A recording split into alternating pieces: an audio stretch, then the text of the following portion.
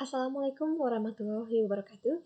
Hello everyone, I'm Teresa Alicia from Information System class, and I would like to talk about memory and processor, which is the one topic on my subject, and I would like to review journal about processor and memory performance with design patterns in a native Android application, and it's already get DOI, so it's very credible, yeah, in the left side bottom. So, what the purpose of this research? Yes, that's true, to develop a native Android mobile application focused on local file storage, following different patterns to compare the performance they had in processor and RAM memory consumption. This work was consists of a mixed type investigation that consists of the development of digital materials for teaching and learning through a digital platform for the academic performance of the students of the engineering career in information technologies of the new semester of the Technological University of the South of Sonora. And what about the methodology? Methodology? Yes, it was used quantitative and experimental approach. The research is carried out at the Technological University of the South of Sonora in Sonora. The ICT engineering groups of the 7th, 8th, 9th, and 10th semester are considered for this research, where transfer management level subjects are taught. On each quarter, the objective of this research is to examine the blended learning methodology and how it interferes in academic exercise of students. This research is in a context of educational innovation, so the benefits that will be compensated to students with this application must be analyzed. The result.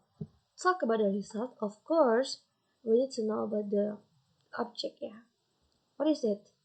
Before we know about that, we need to talk about design patterns, which is make software more usable, which can reduce production costs and development time. Design patterns are very useful for developers and designers as they encapsulate expertise, provide a common vocabulary, and improve the documentation of software designs.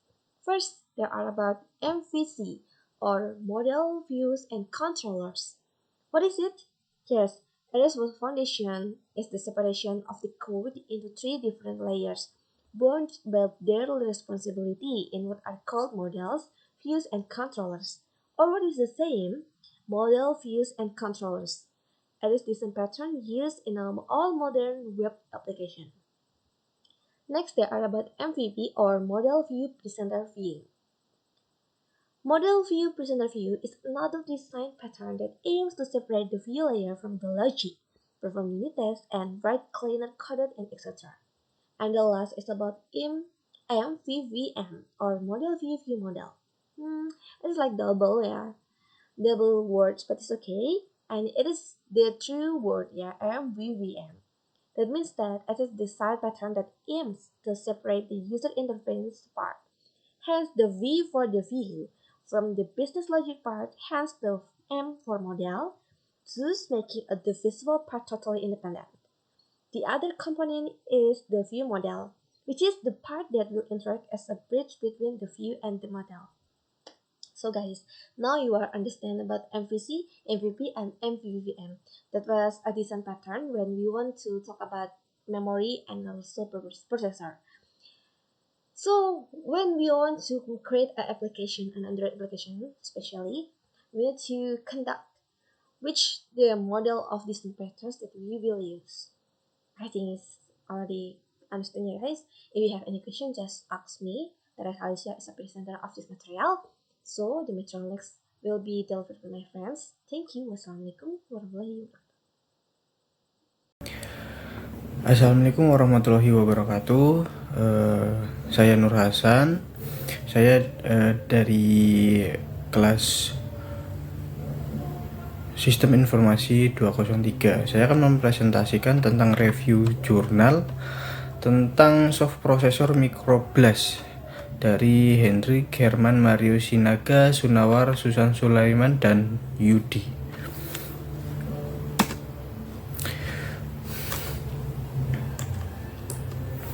Kali ini saya akan membahas tujuan dari jurnal tersebut, yaitu memberikan gambaran kepada pembaca bagaimana soft processor dikembangkan dan dibangun dan apa saja keunggulannya dan kelemahan dari soft processor dibandingkan dengan hard processor.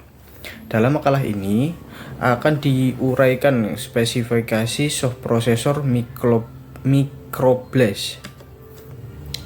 Metode yang digunakan pada jurnal ini adalah metode kualitatif. Sumber data yang dipakai yaitu kajian pustaka dan penelitian terdahulu pada jurnal ini. Hasil yang didapat dari jurnal ini yaitu soft processor adalah merupakan salah satu cara lain yang didesain dari prosesor, di mana soft processor memiliki berbagai keunggulan dibandingkan dengan hard processor. Kemudian yang kedua, keunggulan utama dari soft processor adalah perancangan desain mendapat keleluasaan dalam merancang prosesor sesuai dengan keinginannya, sehingga dapat memiliki sifat yang unik dan spesifik dibandingkan dengan hard processor yang telah baku dari produsen. Kesimpulannya adalah pengetahuan tentang FPGA dan pemrograman dengan bahasa DHL adalah dasar dalam perancangan soft processor.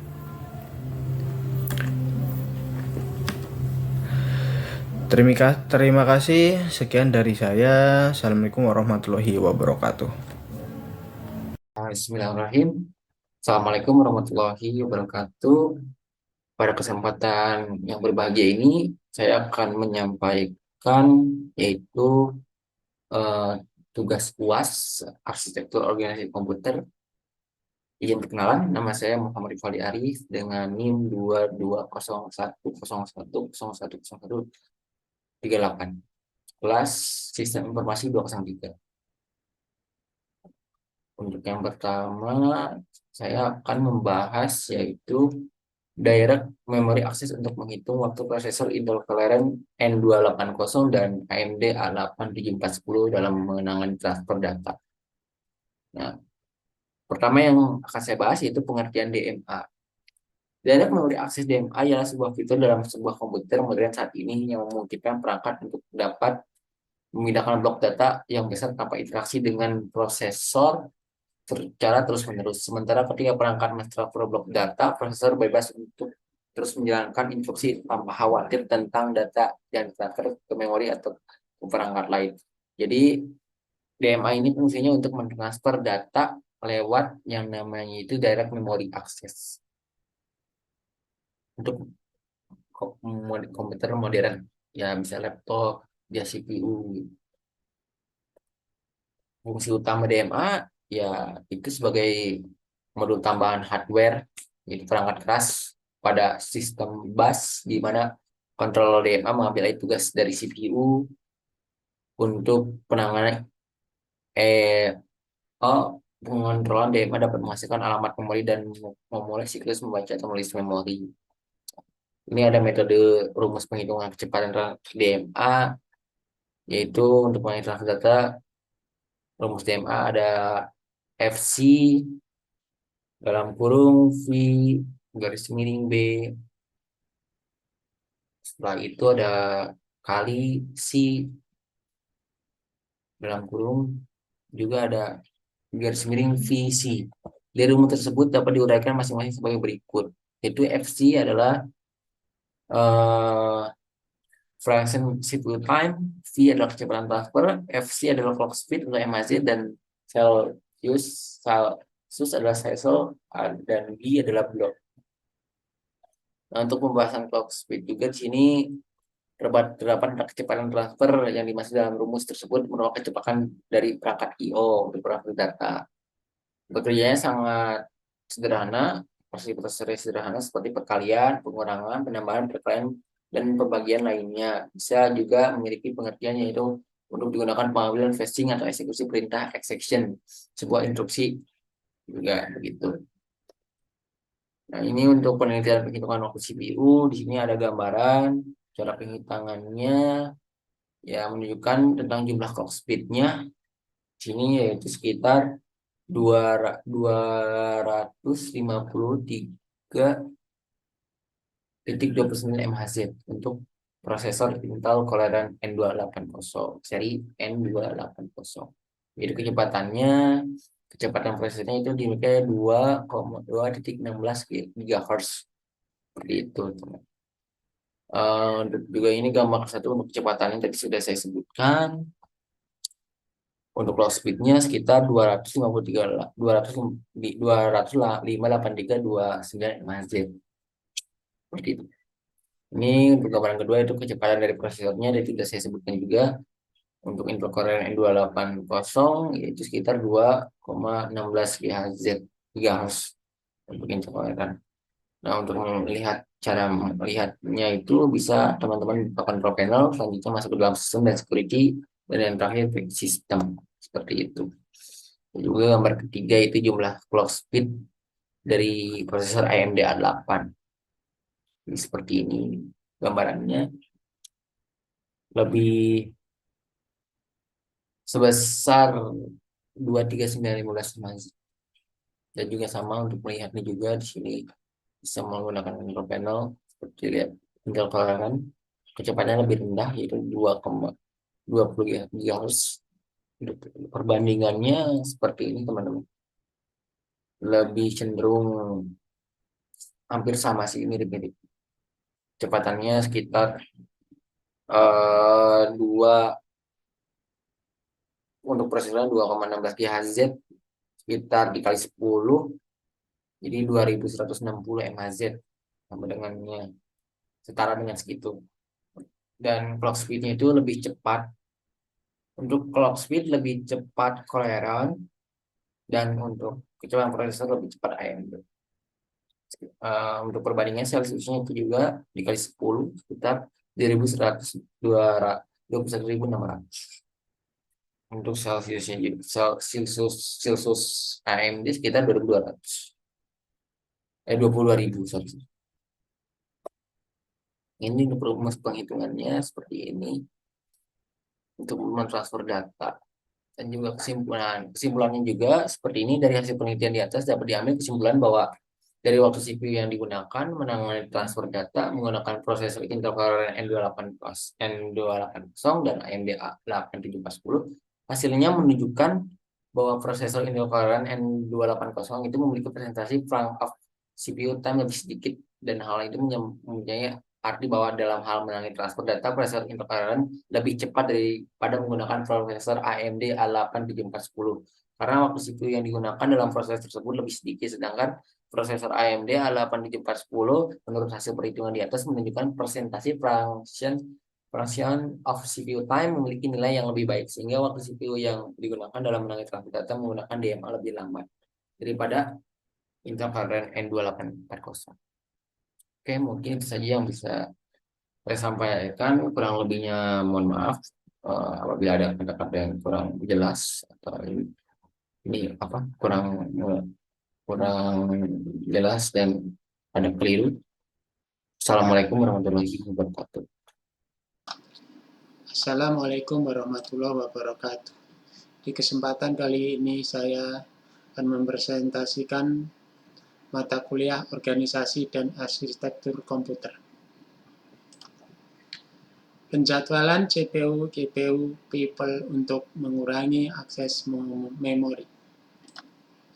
Penjadwalan CPU, GPU, People, pembongkaran kernel GPU adalah bentuk migrasi komputasi, memindahkan komputasi dari CPU ke GPU untuk memanfaatkan lebih banyak perangkat keras paralel. Migrasi komputasi ini disertai dengan pergerakan data dengan cara produsen konsumen. CPU memberikan nilai input ke GPU setelah inisiasi kernel, sedangkan GPU memberikan hasil kembali ke CPU setelah penyelesaian kernel.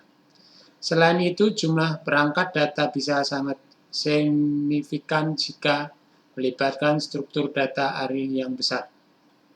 Jika ari bilangan bulat A besar dibandingkan dengan cache on-chip mikroprosesor, maka pembagian produsen konsumen akan terjadi melalui drum seperti yang diilustrasikan pada gambar berikut ini. Teknik ini memecah perhitungan yang dilakukan di CPU dan GPU menjadi potongan-potongan dan mengeksekusi banyak potongan secara bersamaan dalam pipa perangkat lunak sedemikian serupa sehingga produsen data mengeksekusi satu potongan di depan konsumen data. Potongan berukuran sedemikian rupa sehingga kumpulan kerja CPU, GPU, upgrade cocok dengan checks tingkat terakhir. Ini mengembangkan mekanisme sinkronisasi baru yang memungkinkan CPU untuk secara langsung mengontrol tingkat penjadwalan teks blok di GPU untuk menjaga jarak tempuh produsen relatif terhadap konsumen. Ini ditunjukkan melalui simulasi bahwa teknik ini mengurangi jumlah akses DRAM sebesar 30,4%, meningkatkan kinerja sebesar 26,8%, dan menurunkan energi sistem memori rata-rata sebesar 27,4%. Demikian yang bisa saya sampaikan. Kurang lebihnya mohon maaf. Wassalamualaikum warahmatullahi wabarakatuh. Baik, Assalamualaikum warahmatullahi wabarakatuh. Di kesempatan kali ini saya akan membawakan presentasi untuk tugas review jurnal tentang DIMC. DIMC ini yang berbasis MBA sebagai alternatif desain SoC. Selanjutnya saya akan memaparkan untuk isi dari presentasi ini. Pertama, kita akan memperkenalkan DIMC, dan kedua apa itu MBA, dan ketiga mengapa DIMC bekerja tinggi penting untuk desain SoC, dan yang keempat keuntungan menggunakan DIMC. Yang kelima adalah contoh kasus penggunaan DIMC. Selanjutnya yang terakhir adalah kesimpulan. Langsung saja kita masuk ke apa itu DIMC. DMC atau Direct Memory Access Control adalah sebuah perangkat keras yang memungkinkan transfer data antara perangkat input-output dan memori tanpa melibatkan CPU. DMC yang bekerja tinggi mampu melakukan transfer data dengan kecepatan yang sangat tinggi sehingga dapat meningkatkan kinerja sistem secara signifikan. Pentingnya DMC bekerja tinggi terletak pada kemampuan untuk mengurangi beban kerja CPU dalam melakukan transfer data. Dengan demikian, CPU dapat berfokus pada tugas-tugas lain yang lebih kompleks dan membutuhkan kecepatan pemrosesan yang lebih tinggi. Hal ini akan meningkatkan efisiensi dan kinerja keseluruhan dari sistem. Selanjutnya kita masuk kepada apa itu MBAE. MBAE atau Advanced Microcontroller Bus Architecture adalah sebuah bus system yang dikembangkan oleh ARM untuk menghubungkan komponen dalam sebuah SoC atau sistem on chip. MBAE terdiri dari beberapa protokol seperti AXI Advanced Extensible Interface atau AHIP Advanced High Performance Bus dan APB Advanced Peripheral Bus. Tiap protokol memiliki karakteristik yang berbeda-beda. Misalnya, AXI digunakan untuk transfer data yang besar dan kompleks, sedangkan APB digunakan untuk transfer data yang kecil dan sederhana. MBA sangat penting dalam desain SoC karena memungkinkan integrasi antara komponen dalam SoC menjadi lebih mudah dan efisien. Dalam menggunakan MBA,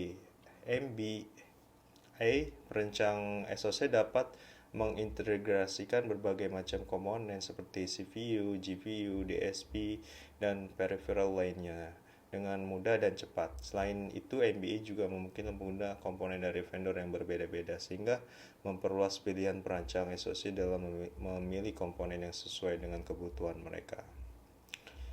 Selanjutnya kita masuk ke pembahasan mengapa DMC berkelindahan tinggi penting untuk desain SoC.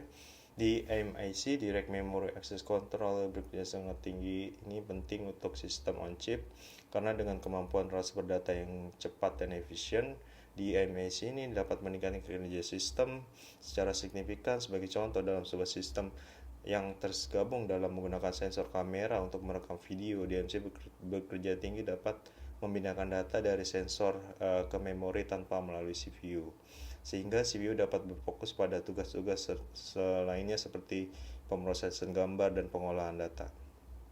Selain itu, DMC bekerja tinggi juga dapat mengurangi latensi atau overheat pada sistem. Dalam sebuah sistem yang memiliki banyak perangkat input-output, DMC bekerja tinggi dapat memproses data dari berbagai perangkat input-output secara stimulan dan efisien, sehingga mengurangi delay yang kita tunggu akibat mengambil data dalam pemrosesan CPU.